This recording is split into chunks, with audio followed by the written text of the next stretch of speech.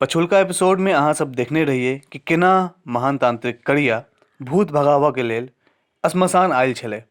आप देखियो आगू। की यौ जलील भूत जी, की हाल? आओ बैसू, लिया गरम गरम खून पीबू। की बात छै, आइ काल्हि रोज ताजा ताजा खून।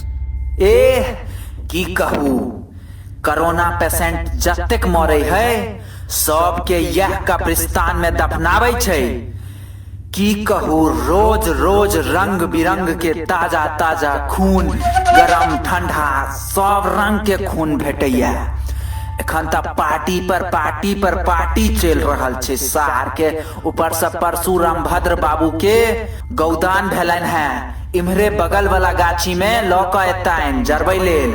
आ हम सब पहने से मुंह बाइब के तैयार छियै, सार के सीधे अटैक कर देबै।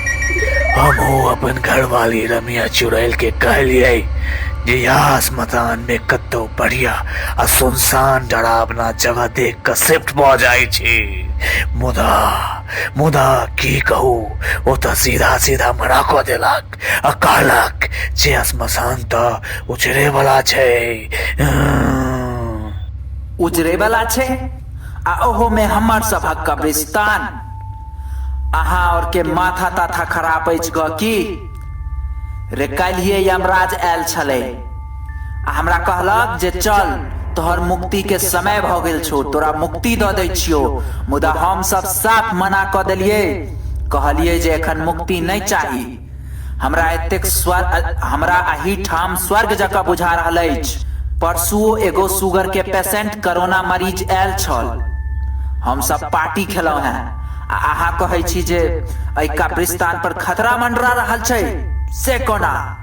बाऊ हो। वाह, मेरा बेटा आ गया, मेरा खून पीपा शेर आ गया। बाऊ हो, रामलोचना बेटा न छ? ठकुरबा रहो।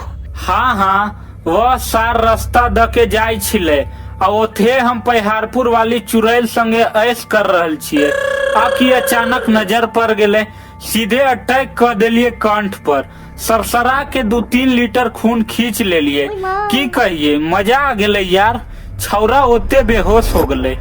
खून पीला से तो ठीके केला, लेकिन तोरा मना केने छलियो पहिहारपुर के कब्रिस्तान के कोनो चुड़ैल संगे नहीं घूमल कर। लेकिन तैयो तू बार बार हमर बात के ठुकरावे किया छ? तू हमर बियाह न करबै छ त की करू, तू ही कह। अरे भाई, कब्रिस्तान शमशान सब में बात कर रहल छिए।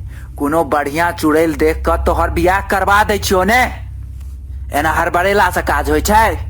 कथी बढ़िया भूत कहने छो?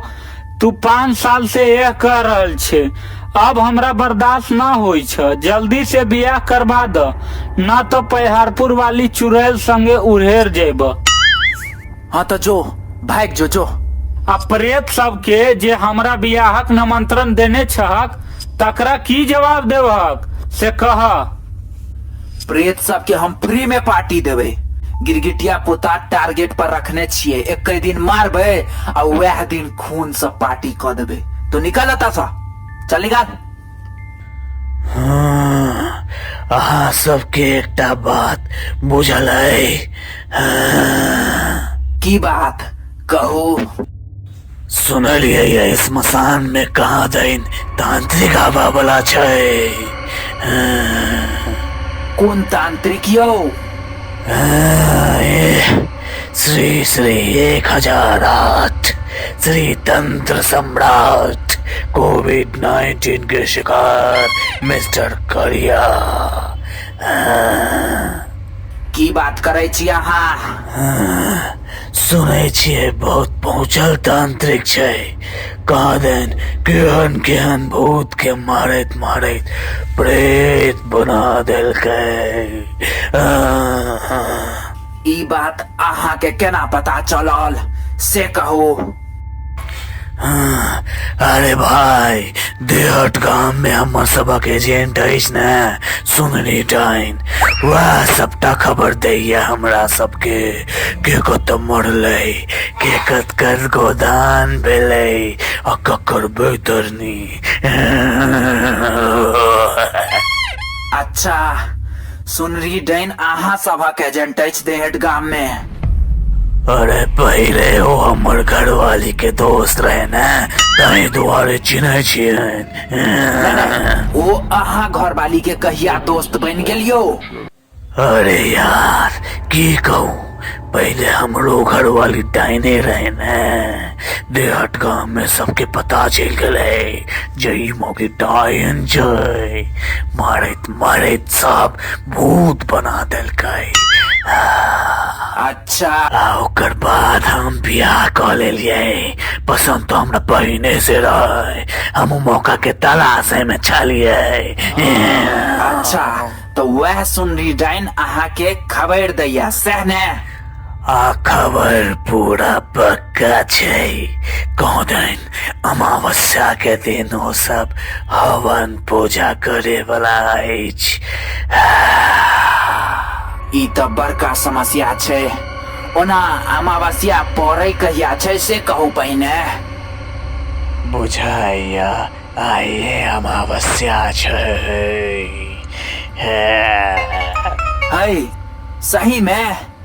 शायद हमरा प्रतीत भ रहल अछि जे सब बाहर बैस क हवन पूजा शुरू क देने छै। मुदा चिंता नहीं करू, ऐ करिया तांत्रिकक सार के सब पूजा पाठ केनाइ हम आइये घुसारि देबै। बौआ भूतनी,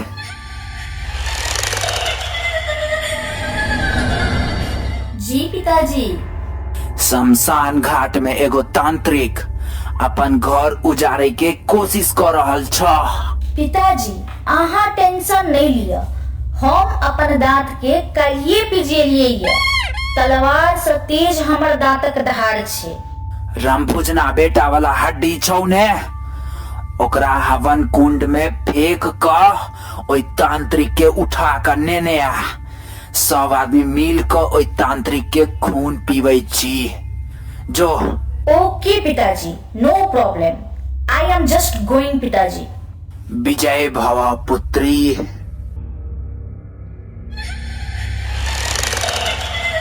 एम्हर कारी खटखट तांत्रिक करिया जहन भूत भगवा के पूजा विधि में लीन रहे छै तो गांव के सबक लोग और ओकर चेला चपाटी सब कियो ओकरा शमशान में अकेले ही छोड़ के भाग जाय छै।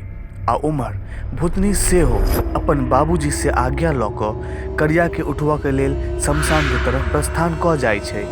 आगू की होय छै देखा के लेल देखियो अगला एपिसोड। धन्यवाद।